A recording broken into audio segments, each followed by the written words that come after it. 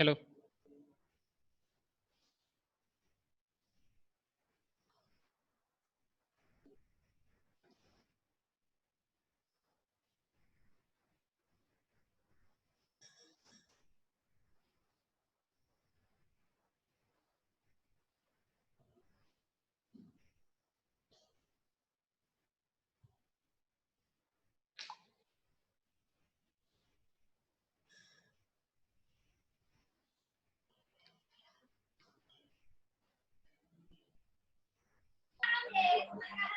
आजच्या या क्लासमध्ये तुम्हा सर्व विद्यार्थ्यांचं स्वागत आहे. आपण त्या दिवशी याच्या अगोदरच्या दिवशी सिलेबसच्या संदर्भात चर्चा केली होती. तुमचे माईक म्यूट करा. तुमचे माईक म्यूट करा. हा, आपण याच्या अगोदरच्या क्लासला सिलेबसच्या संदर्भात चर्चा केली. आज आपण पहिलं जे चॅप्टर आहे त्या चॅप्टरच्या संदर्भात चर्चा करू, अभ्यास करू. आणि पहिल्या युनिट मधील जे काही घटक आहे, सामाजिक समस्या, अर्थ, व्याख्या आणि वैशिष्ट्ये, या संदर्भात आज आपल्याला चर्चा करायची आहे. आपण तिसऱ्या सत्रासाठी भारतीय समाज आणि संरचनात्मक प्रश्न हा समाजशास्त्राच्या विद्यार्थ्यांसाठी विद्यापीठाने अभ्यासक्रमासाठी फॉर्म केलेला जो हा पेपर आहे, हा पेपर आपण शिकत आहोत. या पेपरचा पहिला जो चॅप्टर आहे, पहिले जे चॅप्टर आहे ते चॅप्टर म्हणजे सोशियल प्रॉब्लेम्स. तर आजच्या आपल्या अध्यापनाचा विषय किंवा चर्चेचा विषय सुद्धा टॉपिक जो आहे, meaning, definition and characteristics of social problems, म्हणजे सामाजिक समस्यांचा अर्थ, व्याख्या आणि वैशिष्ट्ये, या संदर्भात आज आपल्याला चर्चा करायची आहे. आपल्याला माहित आहे की भारतीय समाज हा जगातील सर्वात प्राचीनतम समाजापैकी एक आहे. जगामध्ये ज्या ज्या काही प्राचीन संस्कृती ओळखल्या जातात त्यांची ओळख आहे. सर्वांनी आपले माईक बंद करा, माईक बंद करा, आपले माईक बंद करा. माईकवर ठीक आहे, वाडे माईक बंद कर तुझा, मला आवाज येत आहे कोणाच तरी घरून. हा, सगळ्यांनी तसे बंद करा. वाडे परत चालू झाला, बंद कर. गमे बंद कर, पुराणकर बंद कर, सगळेजण बंद करा. हा, माईक बंद करा सगळ्यात. मी जेव्हा सुरू करा म्हणेन त्यावेळेस सुरू करा. हा, बाकी सगळ्यांनी माईक बंद करा. आवाज येत आहे मला घरातून. राजन हिरे, माईक बंद करा सगळेजण. तर भारतीय समाज हा जगातील प्राचीनतम समाज आहे. जगात जेवढ्याही प्राचीन संस्कृती अस्तित्वात आहेत किंवा जगातील मानवी समाजाच्या इतिहासामध्ये ज्या ज्या संस्कृतींचा प्राचीनतम संस्कृती म्हणून संदर्भ दिला जातो, अभ्यास केला जातो, आणि ज्या प्राचीनतम संस्कृतींची चर्चा जगभरातील सर्व समाजशास्त्रज्ञ विद्वान करतात, या चर्चांपैकी महत्वाचा असणारी एक संस्कृती म्हणजे भारतीय संस्कृती आहे. या भारतीय संस्कृतीच्या प्राचीनतम समाज व्यवस्थेच्या संदर्भातही अनेक समाजशास्त्रज्ञांनी अभ्यास केलेला आहे. बिलकुल आवाज येऊ देऊ नका. अरे हे कोण आहे? Realme C2. तर ही जी काही जगातील आपली प्राचीन संस्कृती आहे त्यापैकी भारतीय संस्कृती, उदाहरणार्थ जर सांगायचं झालं तर ग्रीकची संस्कृती, इजिप्तची संस्कृती, बेबीलोनियाची संस्कृती, या जगातील प्राचीन संस्कृतींपैकी काही संस्कृती समजल्या जातात, त्यात भारतीय संस्कृतीचाही समावेश होतो. भारतीय संस्कृती ही प्राचीनतम संस्कृती असून सुद्धा आजही या संस्कृतीने आपलं अस्तित्व, या संस्कृतीवर आधारित असणाऱ्या समाज व्यवस्थेने आपलं अस्तित्व टिकवून ठेवलेलं आहे. आणि जगातील इतर संस्कृतीपेक्षा भारतीय संस्कृतीचं जे वेगळेपण आहे ते वेगळेपण आपल्याला काही गोष्टींमध्ये हे रिअल. एक मिनिट, हे कोणाचं आहे? Realme C2. माईक बंद ठेव, नाही तर आवाज होत नाही, डिस्टर्ब होत आहे ना. तर ज्या प्राचीन संस्कृती आहेत या प्राचीन संस्कृतीमध्ये भारतीय संस्कृतीचा समावेश जो केला जातो त्या संस्कृतीची काही खास वैशिष्ट्ये आहेत भारतीय संस्कृतीची. विविधता हे भारतीय समाज व्यवस्थेचं आणि भारतीय संस्कृतीचं एक खास वैशिष्ट्य आहे. कशा कशा प्रकारची विविधता भारतीय समाज व्यवस्थेमध्ये आपल्याला पाहायला मिळते?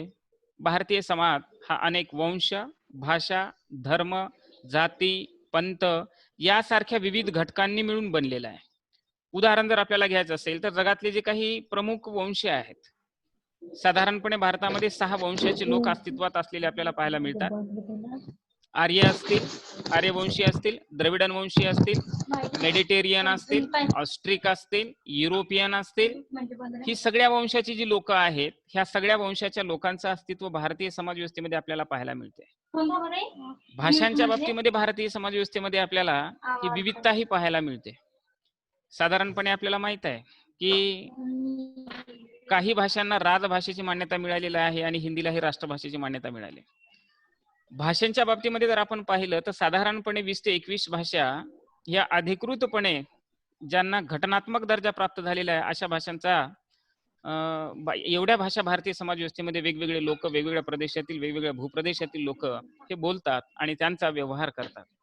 म्हणजे एवढी भाषिक विविधता जगाच्या पाठीवर कोणत्याही राष्ट्रामध्ये आपल्याला पाहायला मिळणार नाही. या व्यतिरिक्त ज्या काही असणाऱ्या डायलॉग्स आहेत, ज्याला आपण बोलीभाषा म्हणतो, या बोलीभाषा वेगवेगळ्या स्वरूपाच्या बोलीभाषा वेगवेगळ्या प्रदेशांमध्ये आपल्याला पाहायला मिळतात. जसं की फॉर एक्झाम्पल घ्यायचं झालं तर महाराष्ट्रामध्ये मराठी ही बोलली जाते, पण या महाराष्ट्रातील मराठी बोलणाऱ्यांच्या पैकी सुद्धा अनेक लोक वेगवेगळ्या बोलीभाषा आपल्या दैनंदिन व्यवहारामध्ये बोलताना आपल्याला पाहायला मिळतात. जसं उदाहरण, विदर्भातील लोकांची वराडी ही बोलीभाषा वेगळी आहे, मराठवाड्यातील लोकांची मराठी ही वेगळी बोलीभाषा आहे. त्यानंतर खानदेशातील असणाऱ्या लोकांची जर आपण बघितलं, जळगाव, धुळे, नाशिक, नंदुरबार ह्या भागातील, तर ते अहिरेणी ही बोलीभाषा बोलतात.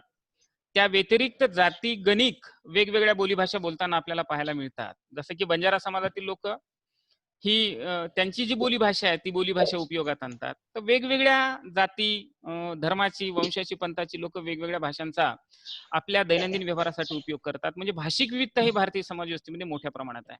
जातीय विविधता, जगाच्या पाठीवर जातीय व्यवस्था कुठेही अस्तित्वात नाही, पण भारत हा एकमेव असा देश आहे की ज्या देशामध्ये मोठ्या प्रमाणामध्ये जातीय विविधता ही आपल्याला पाहायला मिळते. साधारणपणे समाजशास्त्रज्ञांचं असं मत आहे की 6-6.5 हजारांच्या आसपास जाती आणि 400 ते 450च्या आसपास जमाती आणि उपजमातीच्या लोकांची संख्या भारतामध्ये वास्तव्यास आहे. एवढी मोठी विभिन्नता, जातीय विभिन्नता, जातीय वेगळेपण जगाच्या पाठीवर कुठल्याही राष्ट्रामध्ये आपल्याला पाहायला मिळत नाही. वेगवेगळ्या धर्माचेही लोक इथं अस्तित्वात आहेत.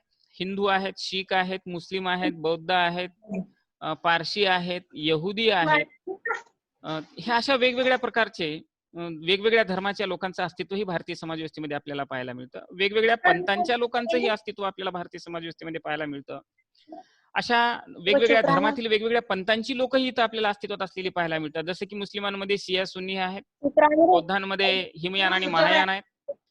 त्यानंतर जर आपण दुसऱ्या धर्मांचं उदाहरण जर दिलं तर हिंदूंमध्ये सुद्धा अनेक पंथ आहेत, वैष्णवपंथी आहेत, शिवपंथी आहेत, नाथपंथी आहेत, असे वेगवेगळ्या प्रकारचे पंथ आहेत. तर एवढ्या मोठ्या स्वरूपातील धार्मिक विविधता भारतीय समाज व्यवस्थेमध्ये आपल्याला पाहायला मिळते. भौगोलिक विविधता इथे पाहायला मिळते आणि अशा विविध घटकांनी मिळून भारतीय संस्कृती ही इथे तयार झालेली आहे, बनलेली आहे आणि या संस्कृतीनं समाजाचं अस्तित्व आजपर्यंत कायम टिकून ठेवलेलं आहे. परंतु ही संस्कृती आपलं अस्तित्व टिकून ठेवत असताना सुद्धा काळ, वेळ, परिस्थितीनुरूप या संस्कृतीवर सुद्धा आघात होतात. मानवाच्या जीवन जगण्याच्या पद्धतीवरही आघात होतात. काळ, वेळ, परिस्थितीनुरूप अनेक बदल समाज व्यवस्थेमध्ये घडून येतात आणि या बदलांच्या परिणामांनी किंवा काळ, वेळ, परिस्थितीच्या गतिचक्राने अनेकदा समाजामध्ये वेगवेगळ्या प्रकारच्या सामाजिक समस्या ह्या निर्माण होतात. पण सामाजिक समस्या ह्या निर्माण होण्यापूर्वी कुठल्याही समाज व्यवस्थेमध्ये 2 प्रकारच्या प्रक्रिया हे निरंतर सुरू असतात. एक प्रक्रिया असते संघटनाची आणि दुसरी प्रक्रिया असते ही विघटनाची. ही संघटन आणि विघटनाची प्रक्रिया प्रत्येक समाज व्यवस्थेमध्ये सातत्याने सुरू असते. उदाहरणार्थ, संघटन की काही समाजातील लोकांचा असा गट असतो, समूह असतो, समुदाय असतो की त्या समाजातील असणाऱ्या लोकांना असं नेहमी वाटत असतं की समाजाचं भलं झालं पाहिजे, समाजामध्ये सुख, शांतता, गुन्ह्या गोविंदाने सगळी लोक एकत्र नांदले पाहिजे, एकमेकांनी रिस्पेक्ट, आदर केला पाहिजे. सर्वांसोबत प्रेमाने, आपुलकीने, आत्मीयतेने एकमेकांनी व्यवहार केला पाहिजे. सामाजिक संबंध प्रेमाचे आणि आत्मीयतेने दृढ केले पाहिजेत. अशी एक भावना ठेवून जगणारा एक संघटन समाज व्यवस्थेमध्ये एकोपा निर्माण करणारा, एकात्मता निर्माण करणारा, राष्ट्रीयत्वाची भावना जागृत करणारा, समूहांमध्ये, व्यक्तींमध्ये, जातीय गटांमध्ये, समुदायांमध्ये, वेगवेगळ्या संस्कृतीच्या लोकांमध्ये एकत्रित आणि एकात्मता निर्माण करून समाज व्यवस्थेचा विकास साधण्यासाठी प्रयत्नरत असणारा लोकांचा एक समूह असतो, आणि की जो समूह समाज व्यवस्थेचं संघटन घडवून आणण्यामध्ये आपली महत्वाची भूमिका पार पाडत असतो. अशांचा एक गट, एक समूह प्रत्येक समाज व्यवस्थेमध्ये कार्यरत असतो, आणि तो समूह समाज व्यवस्थेच्या, समाजाच्या अस्तित्वाचा, भल्याचा, प्रगतीचा आणि विकासाचा नेहमी सतत विचार करत असतो. दुसरा एक जो गट असतो तो, ज्याला आपण म्हणतो की विघ्न संतोषी लोकांचा गट असतो. समाज व्यवस्थेमध्ये जे काही सर्व चांगलं सुरू असेल त्याच्यामध्ये बाधा निर्माण करणारा, अडथळे निर्माण करणारा, समाज व्यवस्थेमध्ये विघटन घडवून आणणारा, समाज व्यवस्थेतील लोकांमध्ये भेदाभेद निर्माण करणारा, जातीय निर्माण करणारा, धार्मिक द्वेष निर्माण करणारा. जसं की उदाहरण तुम्ही कालचं पाहिलं असेल, बेंगलोरमध्ये प्रकरण घडलं, आणि या बेंगलोरच्या प्रकरणाचे पडसाद चांगलं झालं की कमी वेळात तिथल्या तिथंच ते प्रकरण शांत झालं, आणि लोकांनी खूप सहानुभूतीने आणि सहिष्णुतेने या प्रकरणावर पडदा पाडण्याचा प्रयत्न या देशातील जनतेने घेतला. दुसरं प्रकरण 2-3 दिवसापासून फेसबुकवर एक सुरू आहे की श्रीकृष्णाच्या प्रतिमेचं विटंबन केलं, आणि हे प्रकरण 5 वर्षापूर्वीचं होतं आणि आता उकरून निघालं. म्हणजे हिंदूंच्या भावना भडकून द्यायच्या, मुस्लिमांच्या विरोधामध्ये हिंदूंच्या भावना भडकून द्यायच्या, हिंदूंच्या विरोधात मुस्लिमांच्या भावना भडकून द्यायच्या, आणि समाज व्यवस्थेमध्ये विघटनकारी व्यवस्था अस्तित्वात आणण्याचा प्रयत्न करण्याचा काम समाजातील काही गट नेहमी करताना आपल्याला पाहायला दिसतात. तर हे जे गट आहेत, समाज व्यवस्था अशांत व्हावी, समाज व्यवस्थेमध्ये बेबनाव निर्माण व्हावा, व्यक्तींमध्ये द्वेष निर्माण व्हावा, समूहांमध्ये द्वेष निर्माण व्हावा, एक गट दुसऱ्या गटाच्या विरोधात उभा राहावा, सामाजिक अशांतता निर्माण व्हावी, अशा प्रकारचा प्रयत्न करणाऱ्या लोकांचा एक गट प्रत्येक समाज व्यवस्थेमध्ये अस्तित्वात असतो. असा जो गट काम करत असतो त्याला विघटनकारी क्रिया घडवून आणणारा गट असं म्हटलं जातं. आणि हे गट प्रत्येक समाज व्यवस्थेमध्ये आपल्या कार्यरत असताना आपल्याला पाहायला मिळतात. तर जेव्हा विघटनकारी घटक समाज व्यवस्थेमध्ये आपल्या कुकृत्यांनी प्रभावी व्हायला लागतात, त्यावेळेस समाज व्यवस्थेमध्ये अव्यवस्था निर्माण होते, अशांतता निर्माण होते, प्रसंगी परिणाम पराकोटीचा झाला की अराजकता निर्माण होते, आणि या अराजकते म्हणून समाज व्यवस्था विस्कळीत होऊन अनेक सामाजिक समस्यांची निर्मिती ही होताना आपल्याला पाहायला मिळते. उदाहरण जर विघटनकारी क्रियांचं घ्यायचं असेल तर आपल्याला सांगता येतं की भारतीय समाज व्यवस्थेमध्ये अनेक सामाजिक समस्या सद्यकालीन स्थितीमध्ये निर्माण झालेल्या आपल्याला पाहायला मिळतात. दहशतवाद असेल, भ्रष्टाचार असेल, नक्षलवाद असेल, त्यानंतर महिलांवरील होणारे अन्याय अत्याचार असतील, त्यानंतर गोरगरिबांवर होणारे अन्याय अत्याचार असतील, जातीय दंगली असतील, धार्मिक दंगली असतील, हे सगळे जे काही विघटनकारी प्रक्रिया आहेत की ज्यामुळे समाज व्यवस्थेच्या अस्तित्वाचा प्रश्न निर्माण होतो. म्हणून एकीकडे एक गट हा समाजाचं संघटन घडवून आणण्याचा प्रयत्न करतो, तर दुसरा गट हा विघटन घडवून आणण्याचा प्रयत्न करतो. या संदर्भात अनेक समाजशास्त्रज्ञांनी आपली मतं व्यक्त केली. हार्बर्ट स्पेन्सर सारख्या विचारवंतांनी सांगितलं की समाज व्यवस्थेमध्ये 2 प्रकारच्या प्रक्रिया ह्या निरंतर राहतात. एक गट संघटन घडवून आणण्याचा प्रयत्न करतो, समाजाचं भलं करण्याचा प्रयत्न करत असतो, तर दुसरा गट हा समाज व्यवस्थेमध्ये विघटन घडवून आणून स्वतःचा निहित स्वार्थ साध्य करण्याचा प्रयत्न करत असतो. आणि अशा संघटन आणि विघटनाच्या प्रक्रिया प्रत्येक समाज व्यवस्थेमध्ये निरंतर असतात. पण विघटनकारी प्रक्रिया जेव्हा समाजामध्ये प्रभावी व्हायला लागतात तेव्हा समाज व्यवस्थेमध्ये वेगवेगळ्या प्रकारच्या सामाजिक समस्यांची निर्मितीची मुहूर्तमेढ ही रोवल्या जात असते. कारण का विघटनकारी क्रियांमुळे समाजामध्ये प्रश्न आणि समस्या निर्माण होतात. त्या प्रश्न आणि समस्यांचाच अभ्यास आपल्याला आज इथे करायचा आहे. दुसरा जो महत्वाचा मुद्दा आहे की भारतीय समाज व्यवस्था ही पूर्वीपासूनच विषमतेवर आधारित आहे, आणि भारतीय समाज रचनेच्या विषमतेची मुळे, भारतीय समाज रचनेच्या विषमतेची बीजे या देशातील असणाऱ्या समाज व्यवस्थेमध्ये वेगवेगळ्या कारणांनी आपल्याला रोवल्या गेलेली आहेत हे पाहायला मिळते.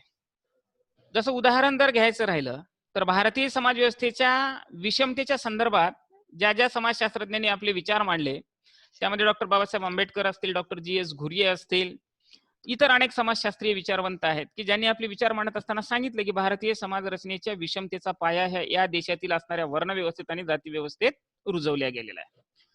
वर्णावर आधारित निर्माण झालेली जी जाती व्यवस्था आहे ती जाती व्यवस्था ही विषमतेवर आधारित आहे. विषमतेच्या जागतिक पातळीवरच्या विषमतेच्या संदर्भात भाष्य करताना कार्ल मार्क्स सारखा विचारवंत म्हणतो की जगाचं फक्त दोनच भागामध्ये विभागणी झालेली आहे, एक आहेरेंचा गट आणि दुसरा नाहिरेंचा गट. ज्यांच्याकडे गडगंज संपत्ती आहे, ज्यांच्याकडे अतोनात स्वरूपाच्या उत्पादनाच्या साधनांचे हक्क आहेत, अधिकार आहेत, अशांचा एक वर्ग समाज व्यवस्थेमध्ये निर्माण झालेला आहे. ज्यांच्याकडे समाजातील असणारे सगळे सुख ही त्यांना भोगता येतात, अशा लोकांचा एक वर्ग म्हणजे ज्यांना आहेरेंचा वर्ग म्हणून मार्क्सने म्हटलं. आणि ज्यांच्याकडे स्वतःची टिचभर पोटाची खळगी भरण्यासाठी सुद्धा, चरितार्थ जगवण्यासाठी सुद्धा उत्पादनाची साधने त्यांच्याकडे उपलब्ध नाही, कुठल्याच प्रकारची संपत्ती या लोकांकडे संचित नाही, रोज श्रम विकल्याशिवाय या लोकांना आपल्या घरची चूल चालवता येत नाही, टिचभर पोटाची खळगी भरता येत नाही, श्रम केल्याशिवाय उदरनिर्वाह करता येत नाही, अशांचा एक वर्ग आहे, तो म्हणजे नाहिरेंचा वर्ग, म्हणजेच गरिबांचा वर्ग. मार्क्सच्या भाषेमध्ये सांगायचं, अहिरे आणि नाहिरेंचा वर्ग म्हणजे कोणाचा वर्ग? कारखानदारांचा वर्ग, भांडवलदारांचा वर्ग, श्रीमंतांचा वर्ग, सरंजामदारांचा वर्ग, भूस्वामींचा वर्ग हा आहेरेंचा वर्ग. आणि दुसरा वर्ग म्हणजे नाहिरेंचा वर्ग. म्हणजे त्यामध्ये कोण कोण येतात? कामगार असतील, गरीब असतील, भूदास असतील, गुलाम असतील, हे सगळे जे लोक आहेत हे म्हणजे विषमतेने बाधित झालेले नाहिरेंच्या गटातील लोक आहेत. आणि ही जी काही समाजाची असणारी रचना आहे ही विषमतेवर आधारित आहे. हीच समाज व्यवस्थेची विषमतेवर आधारित असणारी रचना भारतीय समाज व्यवस्थेमध्ये सुद्धा आपल्याला अभ्यासायला मिळते. भारतीय समाज व्यवस्थेमध्ये रूढ झालेली, प्रस्थापित झालेली जी जाती व्यवस्था आहे, ज्या जाती व्यवस्थेचा मुख्य आधार हा धर्म आहे, धर्मातील असणारी वर्णव्यवस्था आहे, ज्या वर्णव्यवस्थेच्या संदर्भात आणि भारतीय समाजातील जाती व्यवस्थे संदर्भामध्ये भगवद्गीतेच्या 4थ्या अध्यायातील 13व्या श्लोकामध्ये एक संदर्भ दिलेला आहे की चातुर्वर्ण्यमया सृष्टन गुणकर्म विभागाशा. तर त्या गुण आणि कर्माच्या आधारावर निर्माण झालेल्या वर्णव्यवस्थेचं रूपांतर कालांतराने कशात झालं? तर जाती व्यवस्थेत झालं. उच्च वर्गातील असणाऱ्या लोकांनी आपलं स्थान काबीज ठेवलं आणि निम्न वर्गातील असणाऱ्या लोकांना वरच्या वर्गात येण्यासाठी त्याज्य करण्यात आलं, बाध्य करण्यात आलं. त्यांना नकारात्मक दृष्टिकोनातून त्यांच्याकडे पाहण्यात आलं आणि त्यांना प्रवेश हा नाकारण्यात आला. या संदर्भात सांगताना बाबासाहेब म्हणतात, आंबेडकरांनी या भारतीय समाजातील जाती व्यवस्थेच्या संदर्भात एक महत्वपूर्ण असं स्टेटमेंट केलं की भारतीय समाजरूपी जी काही जातीची इमारत आहे आणि या इमारतीचे जे काही जातीरूपी मजले आहेत, या मजल्यांना किंवा या इमारतीला काय नाहीयेत? जिने नाहीयेत. जिने म्हणजे पायऱ्या नाहीयेत. कशा? तर खालच्या वर्गातील एखादा बुद्धिवंत जर वर्णव्यवस्था सांगते की गुण आणि कर्माच्या नुसार समाजातील असणाऱ्या लोकांचं विभाजन व्हायला पाहिजे आणि हाच आधार जर या देशातील असणाऱ्या वर्णव्यवस्थेचा असेल, गुण आणि कर्म, तर मग निम्न वर्गामध्ये जन्माला आलेला एखादा बुद्धिवंत व्यक्ती, हुशार असणारा, बुद्धीने अतिशय कुशाग्र असणाऱ्या व्यक्तीचा समावेश ब्राह्मण वर्गामध्ये करणं हे आवश्यक आहे. आणि ब्राह्मण वर्गामध्ये एखादा जर जन्माला आलेला व्यक्ती बुद्धिहीन असेल, तो चाणाक्ष नसेल, अध्ययन करण्यासाठी समर्थ नसेल, तो ब्राह्मणत्वासाठी आवश्यक असणारे गुण धारण करणारा नसेल, तर अशा व्यक्तीचा समावेश हा अस्पृश्य वर्गात केला जावा, शूद्र वर्गांमध्ये केला जावा. पण असं भारतीय समाज व्यवस्थेतील जाती व्यवस्थेमध्ये आपल्याला दिसत नाही. म्हणून येथील समाज रचना ही विषमतेवर आधारित आहे. आणि विषमतेवर आधारित असणाऱ्या समाज व्यवस्थेमुळे सुद्धा भारतीय समाज व्यवस्थेमध्ये अनेक सामाजिक समस्या निर्माण झालेल्या आहेत. आपल्याला पुढे जातीय विषमता वगैरे ही समस्या पाहायची सुद्धा आहे. सामाजिक समस्या ह्या भारतीय समाजाच्या विकासामध्ये मोठे अडथळे निर्माण करतात. जसं की आपण पाहिलं, दारिद्र्याची समस्या आपल्या देशात आहे. दारिद्र्याची समस्या ही मोठी समस्या आहे. लोकसंख्या वाढीची ही समस्या आपल्या देशामध्ये आहे. लोकसंख्या वाढीच्या समस्येमुळे सुद्धा अनेक अडथळ्यांचा सामना, विकासातील अडथळ्यांचा सामना आपल्याला करावा लागतो. वाढती लोकसंख्या ही आपल्या समोरचा सर्वात मोठा प्रश्न आहे. या पृथ्वीवरील असणाऱ्या भूभागापैकी केवळ 2.4% भूभाग आपल्या वाट्याला आलेला आहे आणि जगाच्या एकूण लोकसंख्येच्या 17% लोकसंख्या ही आपल्या देशामध्ये वास्तव्यास आहे. म्हणजे कल्पना करा की अमेरिकेकडे सर्वाधिक भूभाग वाट्याला त्यांच्या आलेला आहे जमिनीचा, या पृथ्वीचा, आणि त्यांची लोकसंख्या 30 ते 35 कोटीच्या आत आहे. त्यानंतर रशियाला मोठा भूभाग आलेला आहे. रशियाची लोकसंख्या ही 22 ते कोटीच्या आसपास आहे आणि भारताची लोकसंख्या ही 2.4% जमीन त्यांच्या वाट्याला आली आणि भारताची लोकसंख्या 135 कोटीच्या आसपास आहे. म्हणून लोकसंख्येची वाढती समस्या या भारतातील असणाऱ्या विकासातील मोठा अडथळा आहे. अशा अनेक समस्या, दारिद्र्याची समस्या आपल्याला माहित आहे की भारतामध्ये गव्हर्नमेंटच्या नियमानुसार सरकारच्या म्हणण्यानुसार की जो व्यक्ती 2 वेळेसचं जेवण स्वतःसाठी कमावू शकत नाही, आपल्या चरितार्थाची गरज पूर्ण करू शकत नाही, अशा व्यक्तीला भारतामध्ये आपण काय म्हणतो, गरीब म्हणतो किंवा दारिद्र्य रेषेखाली म्हणतो. मागील काही दिवसापूर्वीचा एक नियम होता, त्याच्यावर खूप नंतर चर्चा सुद्धा झाली की जो व्यक्ती ग्रामीण भागामध्ये 22 रुपये कमावू शकत नाही रोजचे आणि जो व्यक्ती शहरी भागामध्ये 26 रुपये कमावू शकत नाही, असा व्यक्ती आपल्या देशामध्ये गरीब समजला जावा. आणि अशा व्यक्तींची ही संख्या सरकारच्या आकडेवारीनुसार ही 26% आसपास आहे. म्हणजे 135 कोटी लोकांपैकी 30 कोटी लोक आपल्या देशात असे आहेत की ज्यांचं रोजचं उत्पन्न हे ग्रामीण भागातील लोकांचं उत्पन्न हे 22 रुपये नाही आणि शहरी भागातील लोकांचं उत्पन्न हे 26 रुपये नाही. आता वास्तविकदृष्ट्या ज्याचं उत्पन्न 22 आणि 26 आहे असा व्यक्ती दारिद्र्य रेषेखाली नाही असं गव्हर्नमेंटचं म्हणणं आहे. पण वास्तविकदृष्ट्या 22 रुपयात ग्रामीण भागामध्ये सुद्धा एका व्यक्तीला रोजचं जीवन जगता येतं का, हा मोठा प्रश्न आहे आणि तो चर्चेचा विषय, अध्ययनाचा विषय आहे. तो वेगळ्या वेळी ज्यावेळेस चर्चा येईल दारिद्र्याच्या समस्येचा अभ्यास करायची त्यावेळेस आपण अभ्यासू. तर ह्या ज्या काही समस्या आहेत, लोकसंख्या आहे, दारिद्र्य आहे, अशा अनेक समस्या आहेत, ज्या समस्या भारताच्या समाजाच्या विकासामध्ये मोठे अडथळे निर्माण करत आहेत. तर त्या समस्या या आपल्याला या प्रस्तुत सगळ्या अभ्यासक्रमांमध्ये अभ्यास आहे. सामाजिक समस्या या सार्वत्रिक स्वरूपाच्या आहेत. केवळ भारतीय समाज व्यवस्थेमध्ये सामाजिक समस्या आहेत असं आहे का? नाहीये. एखादा देश विकसित आहे त्याही देशात सामाजिक समस्या आहेत, अविकसित आहेत त्याही देशामध्ये सामाजिक समस्या आहेत, विकसनशील आहेत त्याही देशामध्ये सामाजिक समस्या. फक्त सामाजिक समस्यांचं जे काही स्वरूप आहे ते समाज परत्वे सामाजिक समस्यांचं स्वरूप हे वेगवेगळं आपल्याला पाहायला मिळतं.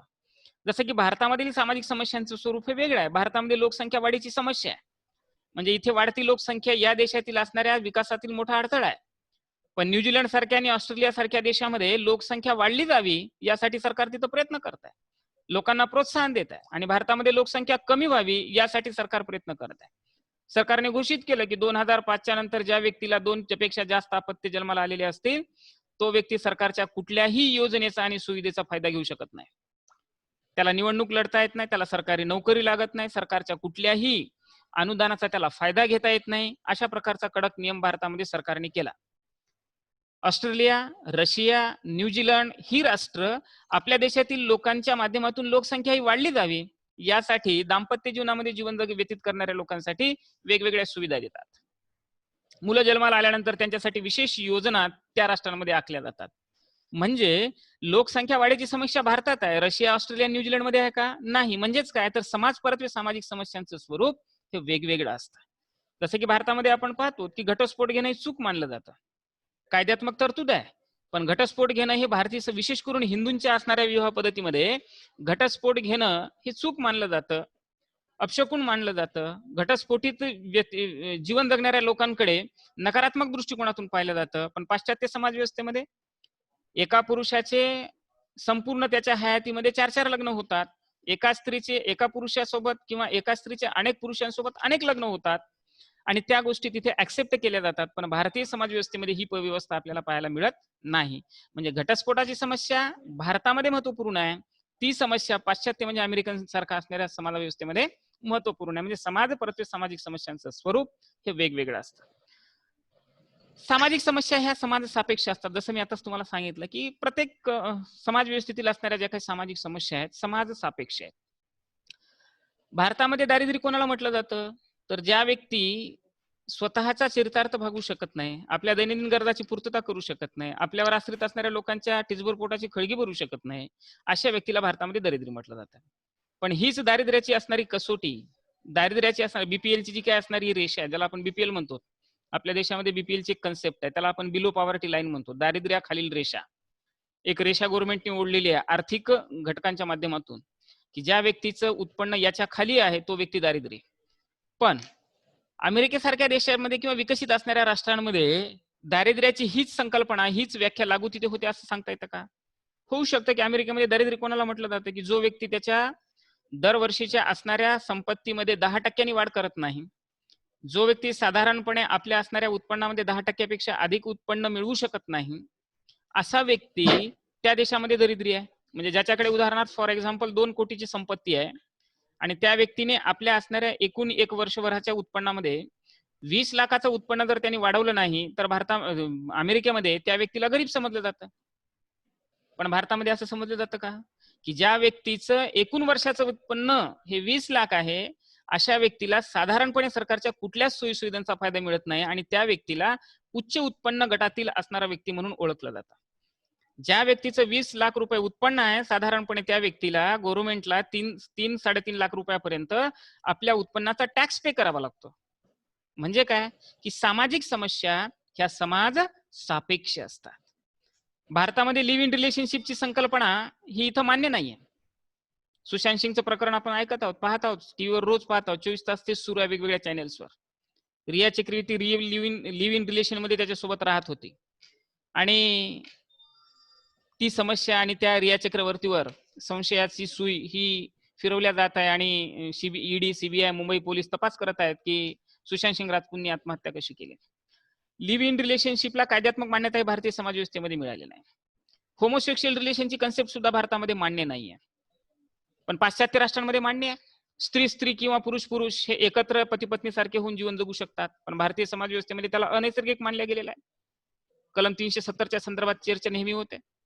म्हणजे काय, तर भारतामध्ये ज्या समस्या आहेत ते पाश्चात्य राष्ट्रामध्ये नाहीत आणि ज्या पाश्चात्य राष्ट्रांमध्ये जे समस्या आहेत त्यांना भारतामध्ये समस्या म्हणून ओळखल्या जात नाही. म्हणून सामाजिक समस्या समाज सापेक्ष असतात. प्रत्येक समाजाची प्रमाणके आणि जी मूल्य असतात त्यानुसार त्या समाजामध्ये सामाजिक समस्यांचं निर्धारण केलं जातं. सामाजिक समस्या, एखाद्या व्यक्तीचं एखादं वर्तन हे समाजविरोधी आहे, समूह विरोधी आहे, समाजाला त्रासदायक आहे, समाज व्यवस्थेवर नकारात्मक परिणाम करणार आहे, हे कशाच्या माध्यमातून ठरवलं जातं, तर प्रत्येक समाज व्यवस्था ही मूल्यांवर आधारित एक व्यवस्था निर्माण करत असते आणि ती व्यवस्था मूल्यांच्या माध्यमातून प्रमाणके तयार केली जात असतात. त्या व्यवस्थेमध्ये मूल्य आणि प्रमाणके म्हणजे काय, मूल्यांची काय व्याख्या आपण करतो, मूल्य कशाला म्हणतो, तर मूल्यांच्या बाबतीमध्ये आपल्याला माहित आहे की आपण मूल्य शिकलेलो आहोत फर्स्ट इयरला. मूल्य काय म्हणतो, कशाला म्हणतो, योग्य काय, अयोग्य काय, चूक काय, बरोबर काय, इष्ट काय, अनिष्ट काय, उचित काय, अनुचित काय, सत्य काय, असत्य काय, हे ठरविणारे समाजाने तयार केलेली जी मापदंड असतात त्याला आपण सामाजिक मूल्य म्हणतो. आणि या सामाजिक मूल्यांच्या आधारावर समाजामध्ये सामाजिक प्रमाणकेही तयार केलेली असतात. सामाजिक प्रमाणकांची किंवा नियमनांची काय व्याख्या करतो आपण, नियमने कशाला म्हणतो, नियमने म्हणजे काय, की व्यक्तिवर्तनावर मर्यादा आणणारा मनात बाळगलेला अमूर्त स्वरूपाचा एक जो आदर्श विचार असतो, तो विचार जो व्यक्ती आपल्या वर्तनातून व्यक्त करत असतो त्याला आपण नियमने म्हणतो. आणि याच नियमनांच्या माध्यमातून व्यक्तीच्या वर्तनावर नियंत्रणही प्रस्थापित केलं जात असतं. नियमने म्हणजे काय, काय करावं आणि काय करू नये, मूल्यांच्या आधारावर जे समाजाने सांगितलं, समाज व्यवस्थेने जे स्वीकारलं त्यानुसार आपण वर्तन करणे म्हणजे प्रमाणकानुसार वर्तन करणे. उदाहरण जसं आपण पाहतो की आपल्याला लहानपणापासून संस्काराच्या माध्यमातून, सामाजिकरणाच्या माध्यमातून शिकवलं जातं की घराच्या बाहेर गेल्यानंतर, इतर पाहुण्यांच्या वगैरे घरी गेल्यानंतर लहान मुलांनी कसं वर्तन करावं सांगितलं जातं. आणि त्या मुलांनी जर तसं वर्तन नाही केलं तर त्याचं वर्तन हे कुटुंबाच्या दृष्टिकोनातून प्रमाणकांचे विरोधी वर्तन म्हटलं जातं. साधारणपणे प्रमाणकांना निर्धारित करणारे वेगवेगळे घटक आपल्या समाज व्यवस्थेमध्ये आपल्याला पाहायला मिळतात. लोकरीती असेल, लोकनीती असेल, कायदा असेल, हे सगळे घटक प्रमाणकांना निर्धारित करण्यामध्ये महत्वाची भूमिका पार पाडतात. जसं उदाहरण की तुम्ही महाविद्यालयामध्ये येत असताना तुमच्यासाठी महाविद्यालयाने काही नियम निर्धारित केलेले आहेत. प्रॉस्पेक्टस तुम्ही विकत घेता आणि त्या प्रॉस्पेक्टसच्या पाठीमागे काही नियम असतात की प्रत्येक विद्यार्थ्यांनी महाविद्यालयात येत असताना आपल्या गळ्यामध्ये आय कार्ड टाकून आलं पाहिजे, महाविद्यालयाने निर्धारित केलेला जो युनिफॉर्म आहे त्या युनिफॉर्म वरच महाविद्यालयात आलं पाहिजे, ज्या दिवशी युनिफॉर्मला सुट्टी दिलेली आहे त्या दिवशी तुम्ही सिव्हिल ड्रेस दुसरा घालून घेऊ शकता. अशा प्रकारचे नियम महाविद्यालयामध्ये तुम्हाला पाहायला मिळतात. विद्यार्थ्यांची उपस्थिती वर्गामध्ये कंपल्सरी असली पाहिजे. महाविद्यालयात आल्यानंतर महाविद्यालयाने सांगितलेले जे काही वेगवेगळे नियम आहेत त्याचं पालन प्रत्येक विद्यार्थ्यांनी केलं पाहिजे. हे कशाच्या आधारावर ठरवण्यात गेलेलं आहे की महाविद्यालय या विद्यार्थ्यांना संस्कारित करणारं केंद्र आहे आणि ही जी काही संस्काराची मूल्य असतात त्या मूल्यांच्या आधारावर महाविद्यालयामध्ये विद्यार्थ्यांसाठी प्रमाणके आणि नियमने तयार केली जातात. आणि या मूल्यांच्या विरोधी किंवा प्रमाणकांच्या विरोधी ज्यावेळेस एखादा विद्यार्थी वर्तन करायला लागतो, अनेक विद्यार्थी अशा स्वरूपाचं वर्तन करायला लागतात, त्यावेळेस विद्यार्थ्यांच्या दुष्वर्तनाच्या समस्येची मुहूर्तमेढ ही महाविद्यालयीन विद्यार्थ्यांमध्ये किंवा महाविद्यालयामध्ये रोवल्या जाते. म्हणजे काय, प्रत्येक समाजाची जी प्रमाणके असतात, प्रत्येक समाजाने स्वीकारलेली जी मूल्य असतात, या मूल्य आणि प्रमाणकांच्या विरोधी वर्तन ज्यावेळेस समाजातील लोक करायला लागतात त्यावेळेस समाज व्यवस्थेमध्ये सामाजिक समस्यांची मुहूर्तमेढ रोवल्या जाते. सामाजिक समस्या ह्या निर्माण होत असतात आणि त्यानंतरच सामाजिक समस्यांच्या अभ्यासासाठी समाजशास्त्रज्ञ हे अग्रेसर होतात. तर सारांश स्वरूपाने आपल्याला सांगायचं झालं तर असं म्हणता येतं की प्रत्येक समाज व्यवस्थेमध्ये ज्या काही सामाजिक समस्या निर्माण होत असतात, त्या सामाजिक समस्या केव्हा निर्माण होतात, कशा निर्माण होतात, तर सामाजिक समस्या जेव्हा समाजातील एक गट किंवा समाजातील अनेक लोक हे मूल्य आणि प्रमाणकांचे विरोधी वर्तन करायला लागतात, समाज व्यवस्थेने स्वीकारलेली जी काही वर्तनविषयक नियम असतात त्यांच्या विरोधी वर्तन करायला लागतात, त्यावेळेस समाज व्यवस्थेमध्ये सामाजिक समस्यांची मुहूर्तमेढ ही रोवल्या जाते. जसं उदाहरण सांगायचं झालं तर आपल्याला सांगता येतं की मद्यपान करणे हे चुकीचं आहे म्हणून सांगितलं जातं, म्हणून मद्यपानाची समस्या आपण अभ्यासतो. मद्यपान केल्यानंतर काय काय होतं, त्याचे वाईट परिणाम काय असतात? शारीरिक हानी होते, अनेक आजारात आपल्याला आजाराने ग्रासू शकतो. त्यानंतर मद्यपी व्यक्तींचा किंवा मद्यपान करणाऱ्या लोकांचा अनेकदा समाजाला सुद्धा त्रास सहन करावा लागतो, त्याच्या कुटुंबियांनाही त्रास सहन करावा लागतो. ज्या घरी दारू पिणारे पुरुष आहेत त्या घरच्या असणाऱ्या स्त्रियांना दारू पिणाऱ्या पुरुषांचा अनेकदा, सगळेच नाही पण अनेकदा आपण पाहतो की असे पुरुष कुटुंबातील महिलांना शारीरिक यातना देतात, ची समस्या ज्याला आपण म्हणतो, त्यांची छेडछाड करतात, त्यांना लैंगिक त्रास देतात, त्यांना मारहाण करतात. ह्या समस्या का निर्माण होतात, तर मद्यपान करणाऱ्या व्यक्तींमुळे निर्माण होतात. म्हणून ह्या ज्या काही समस्या आहेत की एखादी मद्यपान करणं हे समाज विरोधी वर्तन आहे, समाज सांगत नाही, समाजाची व्यवस्था हे मान्य करत नाही, कुटुंबातील लोकांनाही ते लाईक करत नाही, कुटुंबातील लोक सुद्धा त्याला लाईक करत नाहीत, पण अनेक मद्यपान करणारे लोक मद्यपान करतात, म्हणून समाज व्यवस्थेमध्ये मद्यपान करणाऱ्या लोकांची समस्या घडून येते. जसं उदाहरण आपल्याला सांगितलं की भारतीय समाज व्यवस्थेमध्ये एक मूल्य आहे, भारतीय समाज व्यवस्थेमध्ये स्त्रियांच्या बाबतीमध्ये काही मूल्य निर्माण झालेली आहे. यत्र नारी पूज्यन्ते रमतो तत्र देवता, भारतीय समाजातील स्त्रियांच्या संदर्भात गौरवोद्गार भारतीय संस्कृतीमध्ये काढले जातात. वास्तविक दृष्ट्या या संस्कृत श्लोकाच्या अर्थाप्रमाणे भारतीय समाजामध्ये स्त्रियांचा मान सन्मान केला जातो का? म्हणजे श्लोकाचा अर्थ आहे की ज्या ठिकाणी नारीचं म्हणजे महिलेचं अस्तित्व असतं त्या ठिकाणी ईश्वराचा वास असतो. पण वास्तविक दृष्ट्या भारतीय समाज व्यवस्थेमध्ये महिलांचा असा सन्मान होतो का? जर असा सन्मान नेहमी जर तिचा होत राहिला असता तर कौटुंबिक समस्या, महिलांच्या विरोधातील छेडछाड, महिलांचा लैंगिक शोषण, कौटुंबिक हिंसा, युटिसिंग, हे सगळे प्रकरण महिलांच्या बाबतीमध्ये जे घडून येतात, अनेकदा आपण समाजामध्ये किंवा समाज माध्यमांमधून पाहतो, ते घडून आले असते का?